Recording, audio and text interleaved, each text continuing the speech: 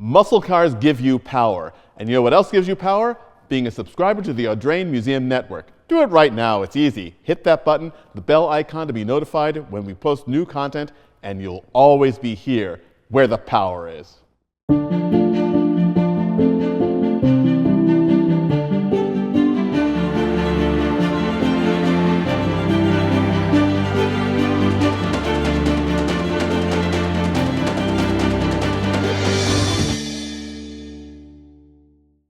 Hi, and welcome to the Audrain Automobile Museum here in Newport, Rhode Island, and our exhibition, More Than Just American Muscle. But today we're going to talk in depth a bit about American muscle, and to do that I'm joined by Alex Cull, our museum coordinator. Alex, we've got two quintessential American muscle cars right here, Mustangs, where sort of lots of things started, and we had a great conversation recently here with the gang about muscle versus pony, because there can be muscle pony cars, but not all pony cars are muscle cars, and certainly not all muscle cars are pony cars. And these two cars are both sort of Mustangs, but not really the same, and this is really going to a very strange place. But let's start with what we've got here. Well, yeah, we have the equestrian theme video here today, I guess, with the Mustangs and pony cars and all that. So a few years between these cars. But the DNA and the spirit is the same, right? It kind of started even before this car in the early 60s, mid 60s with the Mustangs, and then all the way up to this, which is the modern embodiment of a muscle car, and putting out nearly twice as much power as this car here. It's also quite interesting that we have this discussion in this exhibition and without about muscle cars and sports cars, race cars, drag cars, sort of what each means and how it relates to the muscle theme. Starting with our 2017 Shelby Super Snake, this makes or pays homage to a sports car, in fact, a Cobra. The Cobra Super Snake was a legendary high-performance Cobra. They only built two of them, one of which was destroyed by its second owner when he drove off a cliff in California. And the other, which survived miraculously because it was hardly ever driven. They were cars that, a Cobra weighs absolutely nothing.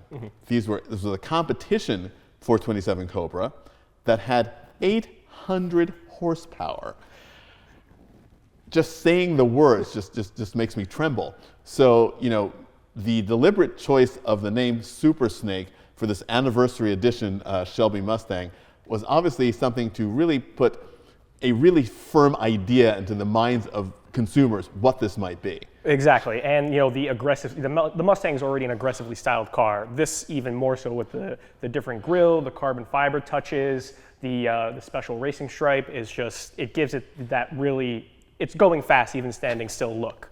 And you made a very good point, because we talked about this before in the exhibition, about what makes a muscle car, and we sort of all come to a semi-agreement, as much as we can agree, that a lot of it is attitude. And this is a car that has attitude, parked on the street. I mean, you see that nose, you think, it's get out of my way, I'm coming through. Yep. What I really enjoy about this car is I always preferred the Mustangs typically over the Chevy or other GM products, stuff like that. And then the Shelbys on top of that are just another level of performance and coolness to me. And I had little models of Shelbys as a kid, so this car was always really interesting to me. It's cool to see it up close in person. I'd never seen a 50th anniversary Super Snake, and there's not that. I think they made a few hundred of these, 500 or so. Exactly. Yep. So. It's also very interesting having in the exhibition an original 65 Shelby GT350. Yes. Which obviously, again, this is sort of thinking of the relationship of a 289 Cobra to the 427, from the 427 to the Cobra Super Snake.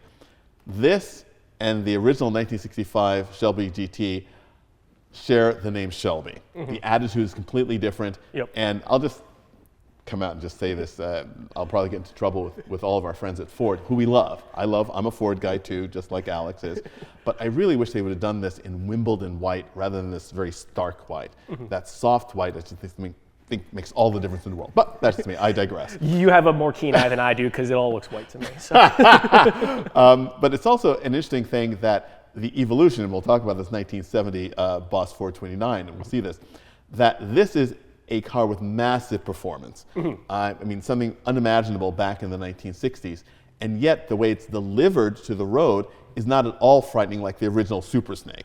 This is a car that actually can handle the power it's got. Well, they offer this, I would say stock at 670 horsepower, and if you add their aftermarket supercharger, well over 720 or 30 horsepower at that point, in case that wasn't enough. Yeah, and yeah, just all the little details on this car, performance or aesthetic-wise, I think is what really makes it a special car. Yeah, you look through those wheels and you see those giant brake calipers. It's like, okay, this car's got go, but it also has stop. Most importantly, yeah. And which brings us to the other car that we're discussing today, which is this 1970 Mustang Boss 429. And, I've gotten into a bit of trouble here in the organization because I had the great pleasure of driving this car. You'll see it on one of the videos here in the Audrain Museum Network. And it's interesting because I drove in the same day this and the Boss 302. And again, talking about how racing improves the breed and what racing meant to pony cars and muscle cars, the Boss 302 is the street version of the car that Ford ran in the Trans Am races, the great legendary Trans Am races of the 1960s and 70s. And this is a homologation special for a race series that the Mustang never ran in. So, they had to build 500 of these cars and sell them to the public in order to homologate the engine for NASCAR. Yep. Where they put it in the body of a Talladega because it was much more aerodynamic than the Mustang. So, well, it's funny because it turned out to be now one of the most desirable Mustangs you could hope for. I mean, this car is so elegant in this grabber green. I mean, you look at the Corvette next to it, and that's a very muted, soft, dark green. This is a very loud, grab your attention green. I don't know if that's why they called it that, but it makes sense to me. So certainly grabs your eyes. Yeah, definitely. And it's also great in a time when there are a lot of things put on for looks, but the fact that that's a functional fiberglass hood scoop, because that engine, those carburetors need air, must have air to breathe.